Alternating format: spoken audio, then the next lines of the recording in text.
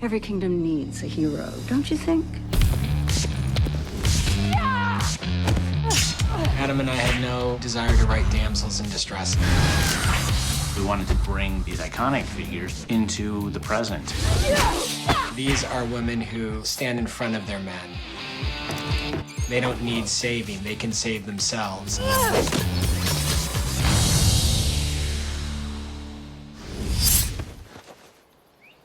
You're a girl.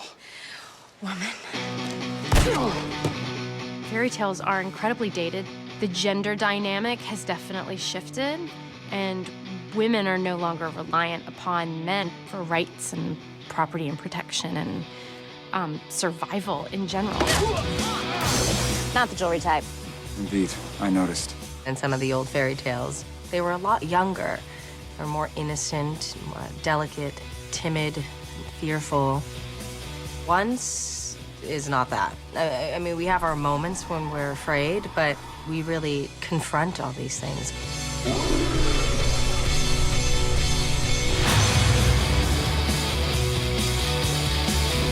For Ginnifer Goodwin, who we wrote the part for, you know, what we loved is she had that Snow White spirit. But when the queen came in and she grabs that sword, you believe she's gonna wield it. You believe she's gonna stab her. She's not a queen anymore.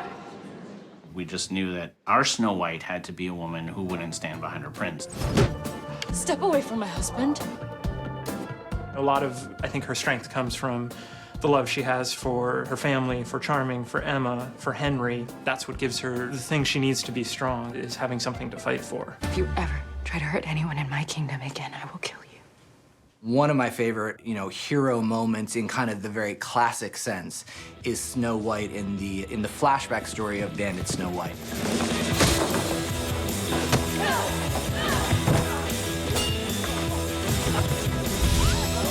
My favorite scenes generally involve Snow White kicking ass. I took archery as a child at summer camp, and I loved it, but it's extremely difficult. Bow and arrow is a fantastic weapon of choice for a female hero who doesn't have magical strength. Mary Margaret's gonna need to be able to strike at a distance, so she's not physically overpowered. Bow and arrow is perfect for that.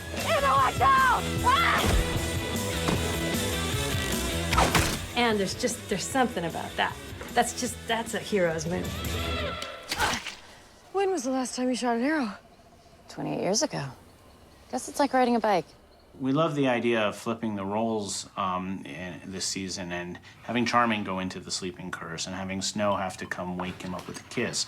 But the way we wanted to do it was not to make either of them weak. It's a brave and selfless decision Charming makes to believe that Snow will come and save him. You did it. Did you ever doubt I would? No. He definitely wants a strong woman, a woman that has her own mind, a woman that makes decisions and stands up for herself and who can lead. He wants someone that can be at his side as an equal. If you think this is the right thing to do, then it's what we shall do. I think Once Upon a Time is unique in that it has a fair balance of masculine and feminine energy in all of the characters. The men are not afraid to be sensitive. The women are not afraid to be strong. Thanks! The women on this show are definitely badasses, Emma Swan being one.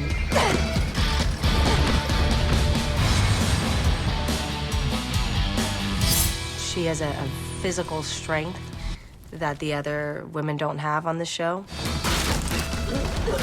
I was just thinking today, I haven't kicked down a door in a while. It's kind of funny because Emma, of course, she is the daughter of a princess and a prince, but she's not a princess at all. I lived here. She's more of a tough, strong woman. Emma doesn't know she's rough. She's never been treated delicately. She's never had anything handed to her without her working really hard for it or doing something to survive for it. You're not gonna guide us anywhere until you tell us who you really are. She's got an extra level of awareness that maybe everybody else in the show doesn't have. You can trust me. You know, they kind of joke that it's her superpower that she knows when people are lying, but it's, in my mind, it's just having an instinct about a circumstance, knowing when something's off. Action. I'm sorry, Neil. You should be.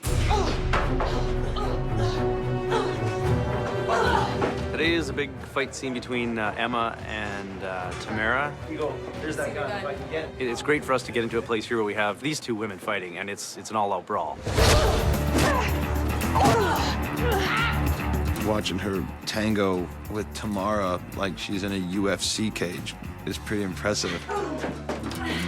I get to sort of handle physicality in a totally just sort of raw way, not in a completely refined way. So it leaves some room for being creative physically. It's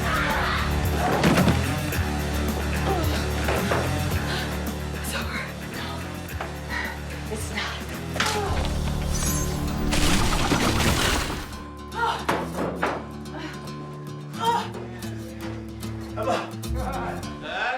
Atta girl.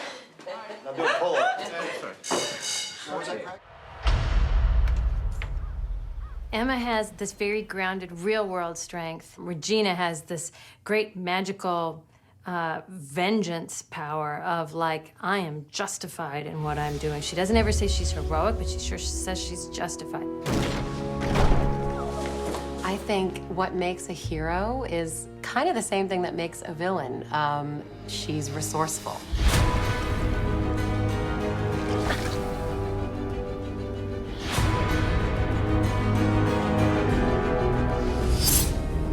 You know, all heroes have flaws, and nobody has more flaws than Regina. I used magic. She seems to have an addiction to magic. It's a weakness that gives her strength.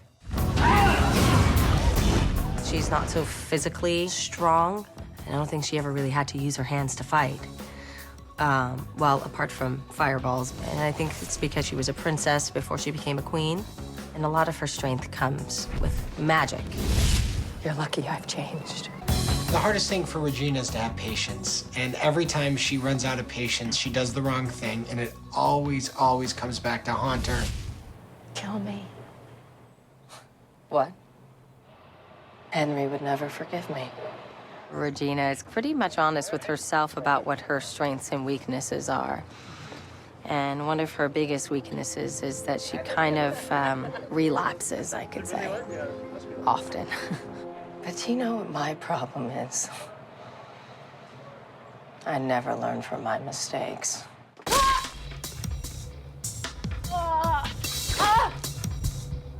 We've said love is a weakness, love is a strength on our show at different times for different people. I think magic is exactly the same way. It can be your weakness if you're addicted to it, if it's a crutch you lean on, or it can be the thing that allows you to do a heroic action.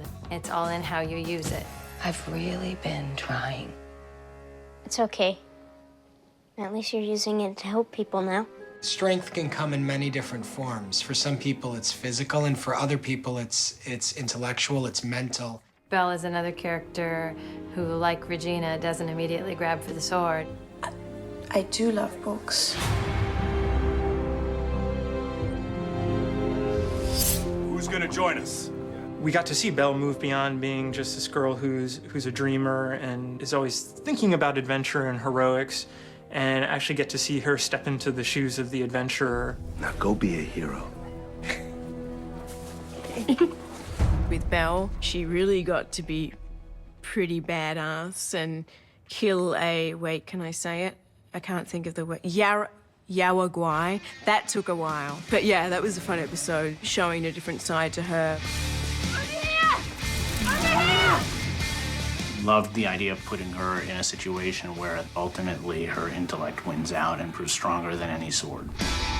It's really fun playing a princess that defies the princess stereotype.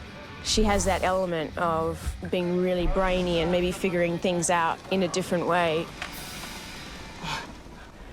No one understood what I really was, except you. Well, you're not the first beast I've faced. There's a lot of strong chicks in this show. Belle is certainly the counterpoint to Gold, there's no doubt about that. You don't need power, Rumpel. You need courage to let me in. If there's any possibility at all of Rumpel / Gold changing, it'll come through this character. She brings out the better side of him, and she's the only one that can do that. She is his strength, in effect. I'm coming back, Rumpel. Seeing Mulan's story as a woman who could, buck the traditional roles, Belle was able to get a lot of strength to do the same thing. You're up. Oh! Yeah, I know.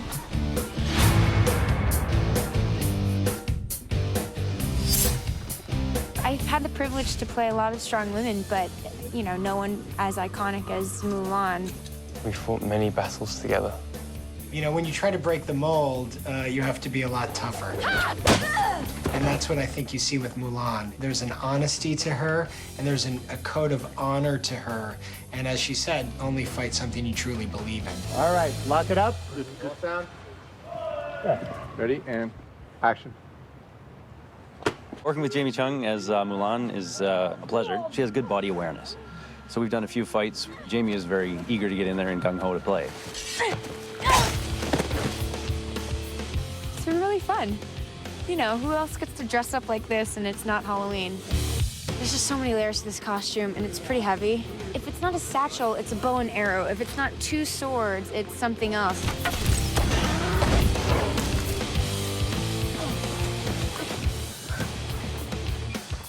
However can I thank you? You saved my life. Pairing Mulan and Belle was it's not the first thing you think of. And the two of them end up sharing each other's skills and learning from each other. There was once a time when people didn't think that I had what it took either, but I proved them wrong. To us, what's more fun than mashing up these great classic characters? In this sort of tribe of women, there's definitely a sense of female power joined together. We'll help you. We'll find a way, won't we? To see Snow and Emma, what an interesting thing to be the same age, basically, as your adult child, and to be able to team up like that. They'll be a force to be reckoned with. Emma, run! There's an interesting balance where you get to see these partnerships where they really are equally yoked, where they're going to challenge each other and they're going to inspire each other and they're going to lift each other up when they're down. Be right here. Some of the most satisfying episodes are the episodes where Emma and Regina, sort of making strange bedfellows, have to team up to try to stop something. And it's only by, working with your enemy or finding common ground with someone that you're able to kind of do something more than what you would have been able to do yourself. You have more power as a collective than you do as an individual, especially if you're working together for a common good. All our women are strong in different ways that, they all fit together. So that they aren't all just duplicating, like, oh, strong woman, strong woman. They are all strong in different ways.